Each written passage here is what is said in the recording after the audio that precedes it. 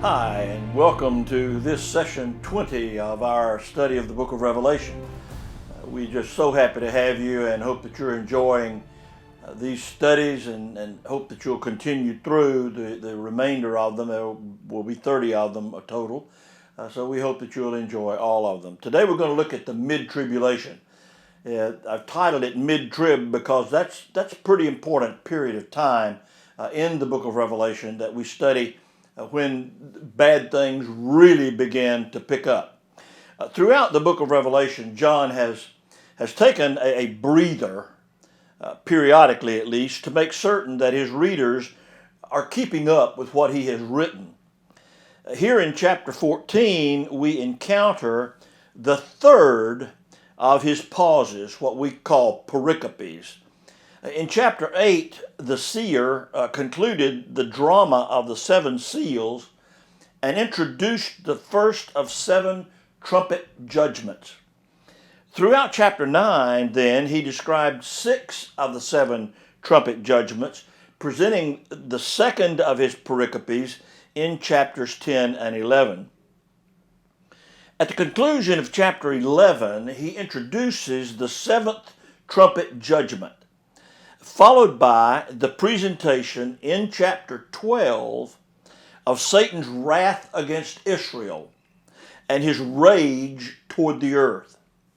Chapter 13 then identifies the two beasts who execute their diabolical operations on the earth. We come now then to chapter 14, where John encourages the people of God to persevere in the face of intense persecution, great tribulation.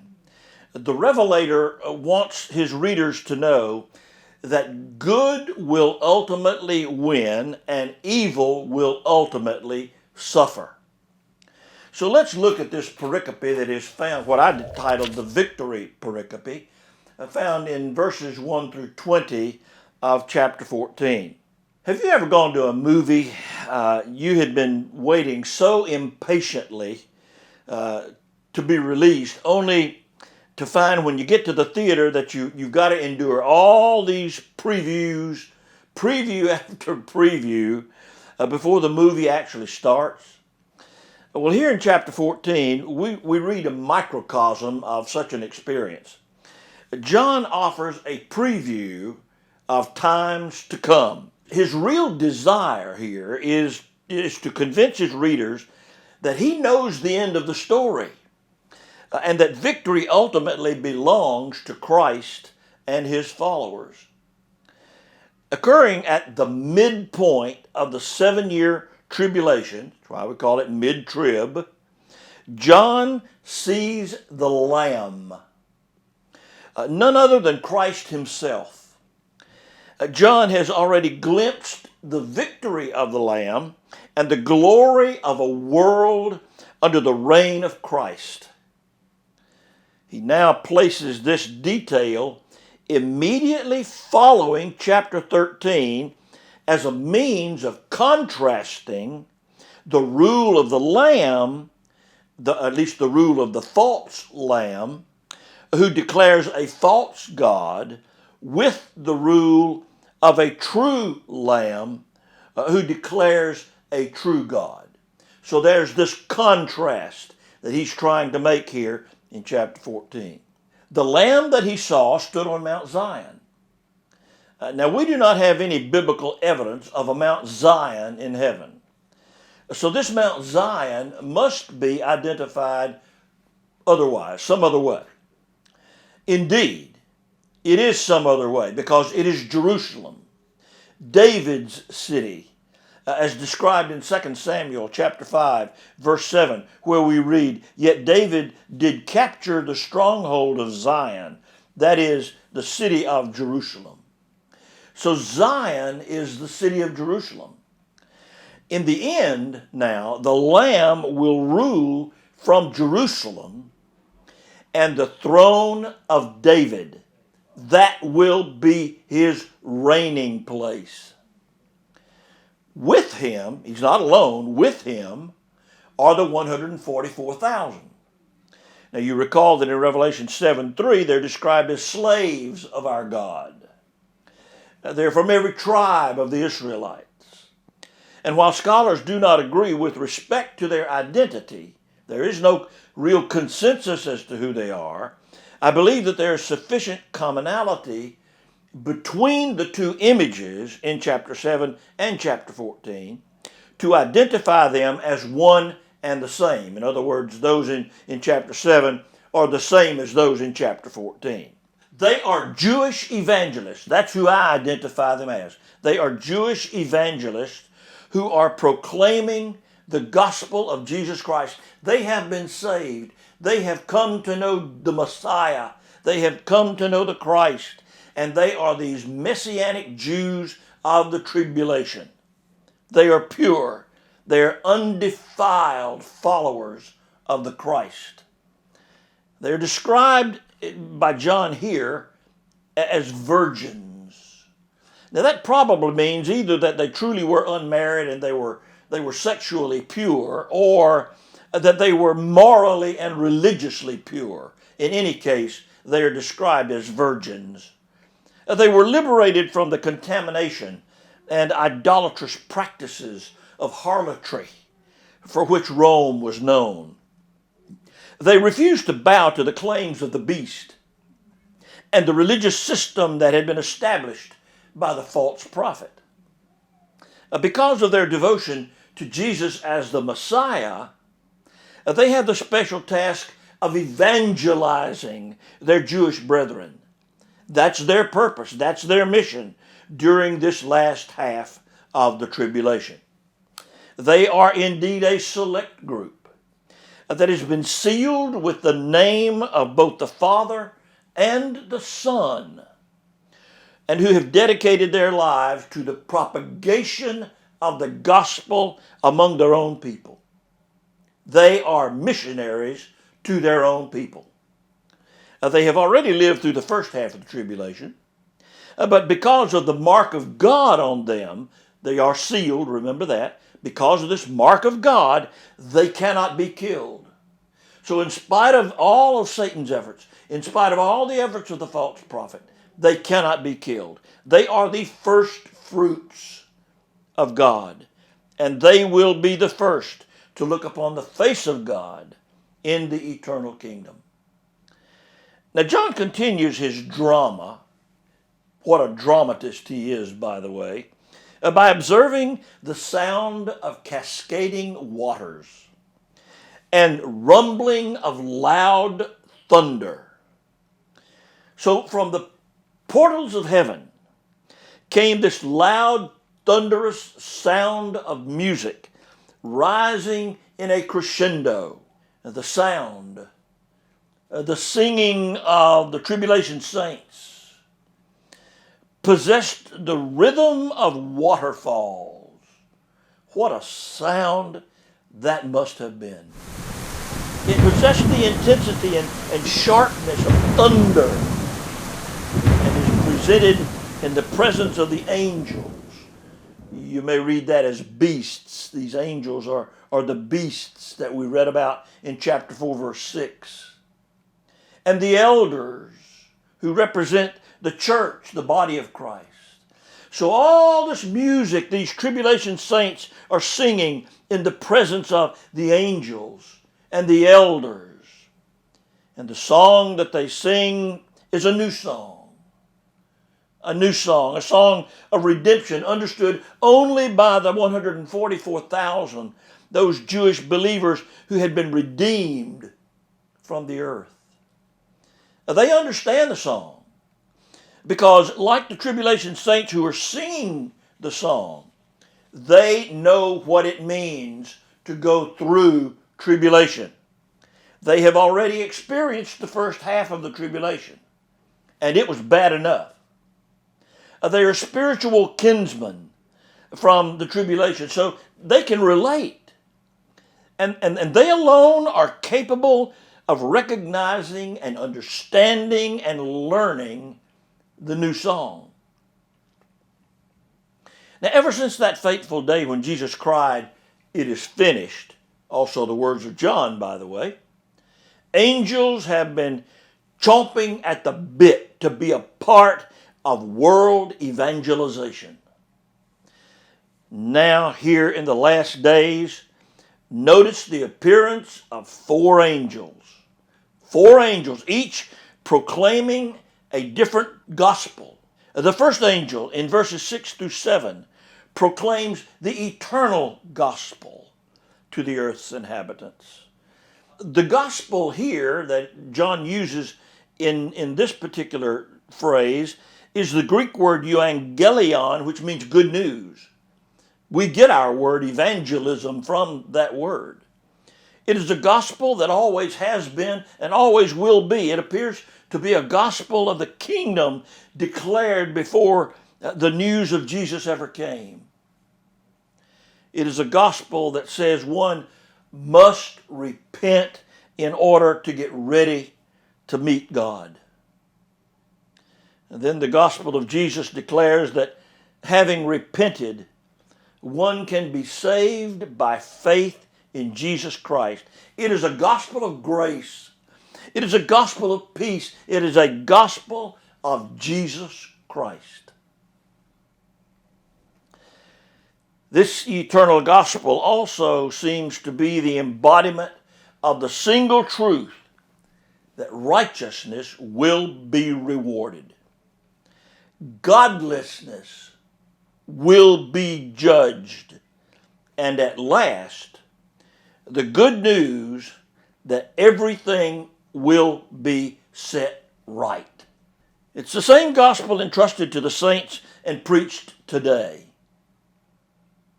I hope your pastor is preaching this eternal gospel, not the gospel of the New World Order or the gospel of a new culture, but a gospel of Jesus Christ and Him crucified and resurrected. It should be a gospel admonishing people to change their sinful ways and receive Christ by faith.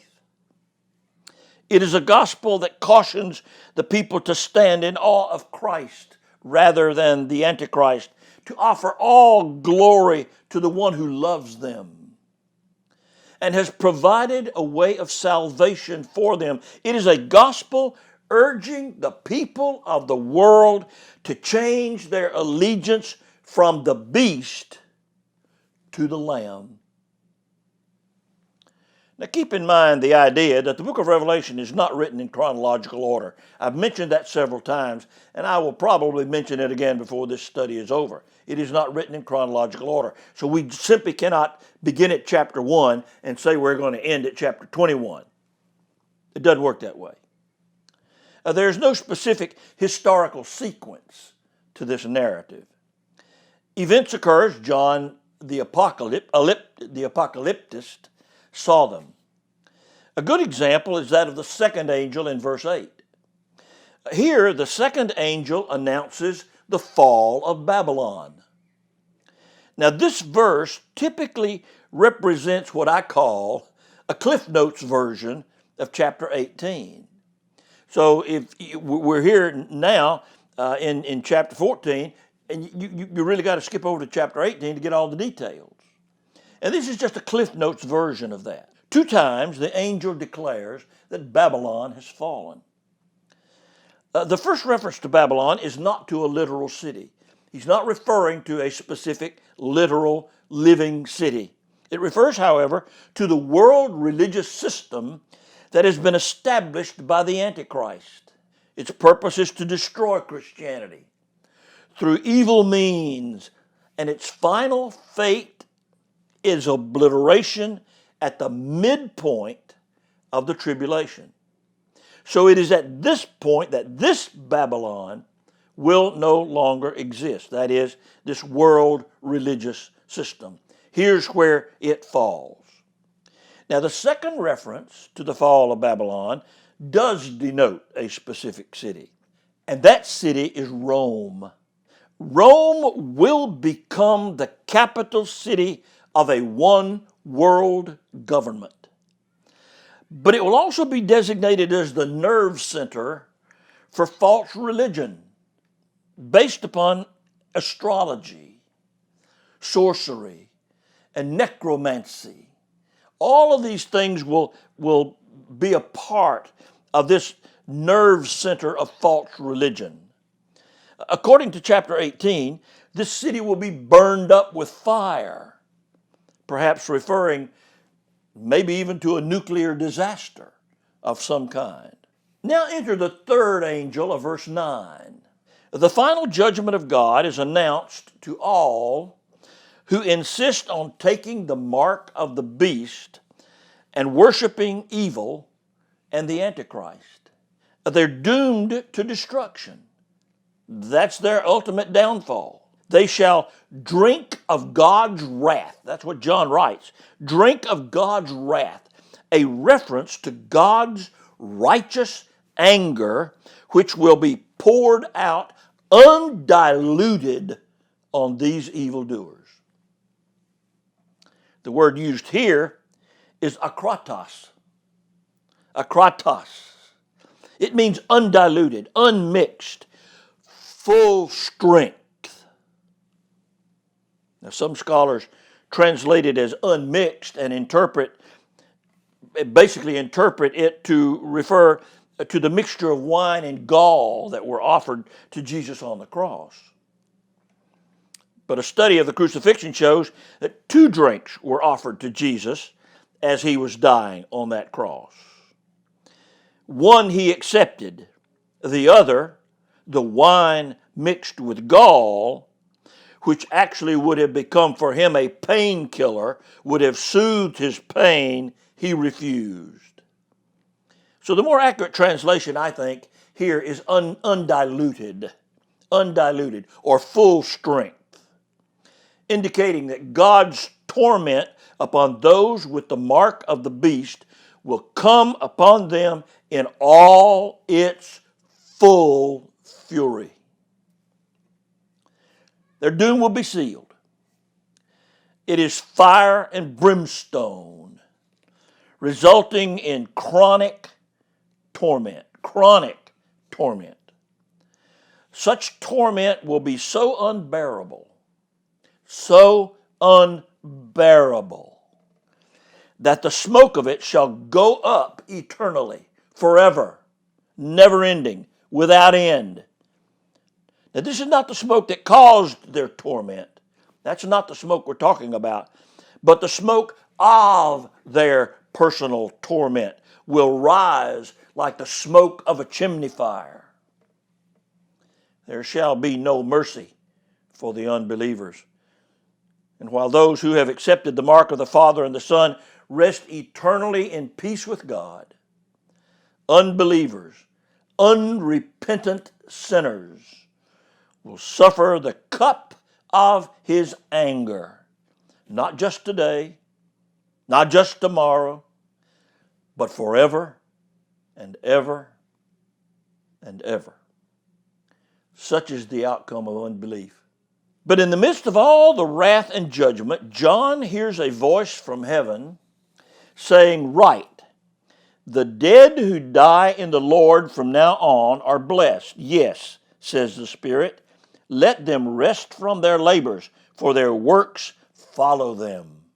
What a contrast. What a contrast to what he has written. Who is this voice? Well, it's none other than the voice of Christ himself, recalling his words in Matthew chapter 11, verse 28, when he said, "Come to me, all of you who are weary and burdened, and I will give you rest." Here, the dead who die in the Lord are the tribulation martyrs. Those who, during this tribulation period, whether the first half or the last half, have persevered in spite of the opposition of evil. They have been faithful. They are the ones who, when man's environment, when man's social order, when man's universe, when man's whole world system of religion are all militated against God, against Christ, in all the outpouring of the devastation of evil, These are the saints who will stand firm. The voice now issues a twofold beatitude. He says, first, the dead who die in the Lord from now on are blessed. This seer of the Revelation, this apocalyptist, John, refers here to the great tribulation martyrs one more time, those who die during the tribulation because they're unwilling to accept the mark of the beast. These martyrs, he says, shall rest from their labors. Now, the word here that he uses for rest is a word which literally means refreshed. The word for labors is the word kopon, which literally means laborious toil, involving a kind of work that brings on weariness and fatigue. So for the faithful follower of the Father and the Son, the end only brings an unequal restfulness from the labors of this life. No longer will the specter of death hang over those who have been sealed in the name of the Father and the Son. They will also receive the privilege of being raised and reigning with Christ during the millennium that will follow. Their obedience will result then in great reward. The final thrust of this pause in thought, this pericope, is written in verses 14 through 20. Here, the seer of Patmos describes in detail the punishment that sinners can expect as the judgment of God is poured out on them.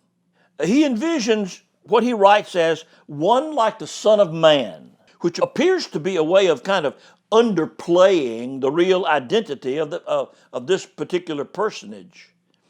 This Son of Man, who really is Jesus in all his glory, has returned in judgment on a cloud, just like the angels in Acts chapter 1, verses 9 through 11 said he would. He is adorned with the golden crown of a conqueror, indicating that the final victory is actually already realized. And he holds in his hand a sharp sickle, a scythe, not unlike those that were used by ancient farmers to gather wheat and other grains. He is prepared to supervise the separation of believers from unbelievers. Now catch that. Let that sink in, beloved. He is prepared to supervise the separation of the godly, the believers, from the ungodly, the unbelievers. And verse 15, the fourth angel appears. He appears from out of the temple in heaven, declaring to him who sat on the cloud, the one with the sickle, use your sickle and reap, for the time to reap has come.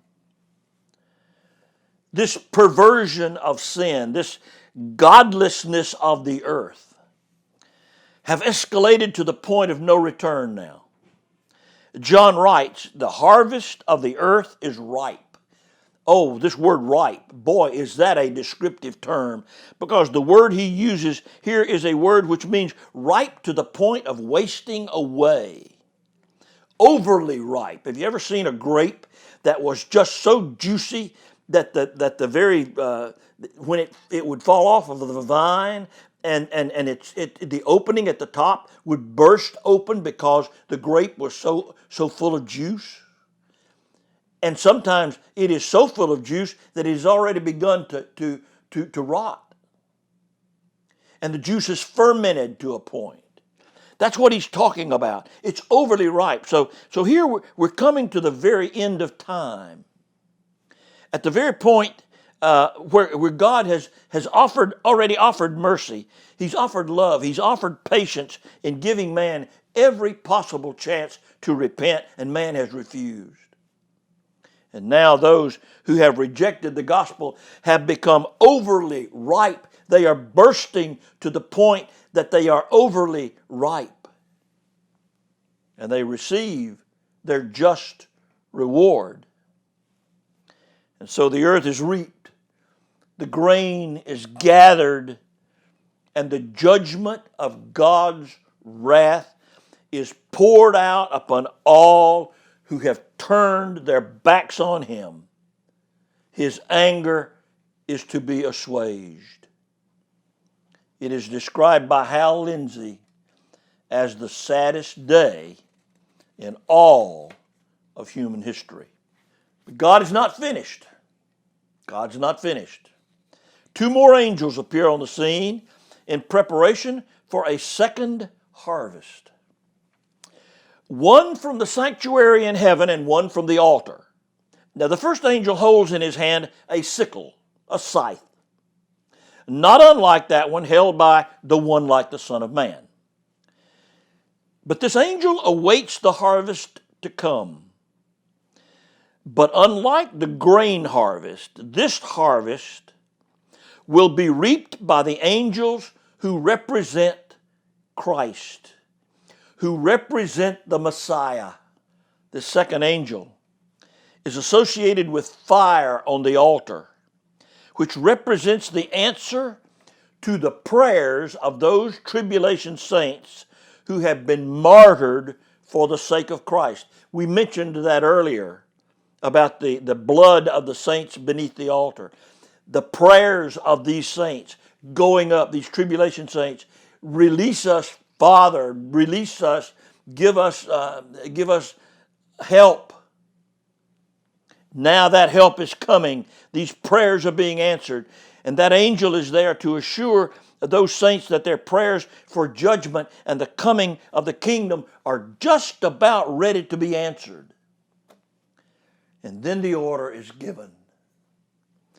Use your sharp sickle and gather the clusters of grapes from earth's vineyard, because its grapes have ripened. The vineyard is the earth. The grapes he talks about here are the individual unbelievers. These grapes are also ready for harvest. They are ripe. But the word that he uses for ripened here is not the same word that he used in verse 15. Here he describes the grapes as with a Greek word that means beyond overripe. Ripe to the point of bursting. So not only is the opening open, but now the whole shell has opened. It is as though the grapes, and you can read that as unrepentant man, are begging God to judge them. They are just nagging at God. They are slandering God. They are picking on God as though a bully would pick on a weaker person. The world has marched on, parading against God and mocking God to the point that the stench of sin fills his nostrils, and judgment from that is demanded. God's a righteous God. He's a just God. And if he's a righteous and just God, he must judge evil. And that judgment is demanded. No separation this time, however. Just the reaping of a harvest of unrepentant sinners whose doom is to go to hell and whose torment will rise like smoke as they suffer eternally for their rejection of Jesus Christ. Now, once gathered, the grapes are thrown into a wine press. That wine press is located outside the city. The wine press pictures a mass slaughter, a bloodbath, as it were. These enemies of God are just obliterated. Many believe that it represents Armageddon, the final battle against the enemies of the Father and the Son. But whether it's the battle of Armageddon or a battle preceding that great war, it is a scene of carnage unlike anything that has ever been seen in history. Now notice first that the winepress of judgment is outside the city. The city again is Jerusalem. It is the city of David. It is Zion. And in speaking of the last great war, we read in the prophet Zechariah these words. This comes from chapter 14, verses 2 and 3. I will gather all the nations against Jerusalem for battle. The city will be captured, the houses looted, and the women raped. Half of the city will go into exile, but the rest of the people will not be removed from the city. Then the Lord will go out to fight against those nations as he fights on a day of battle. Such will be the first strike of Jesus in preparation for this final battle. But then he will execute his second strike against the armies that have gathered in Armageddon. But blood will not be shed in the holy city. That is not to be. The city will remain clean. The city will remain secure. The city will be spared because it is the King's city. It is a city where Jesus will reign as King of Kings and Lord of Lords. I like these words from Dr. John Bassanio when he said, I do not believe that a first-class king will rule over and reign from a second-class city. But oh, the ferocity,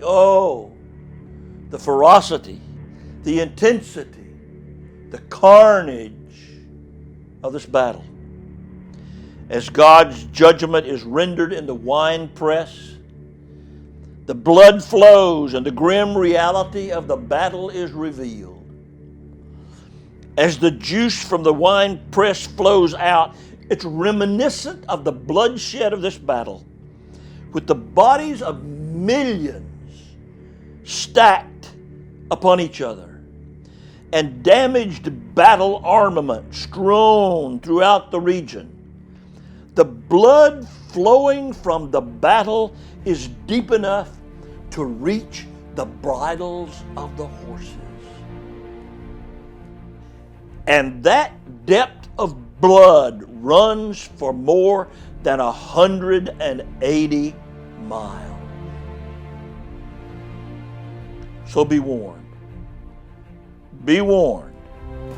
God's judgment is coming.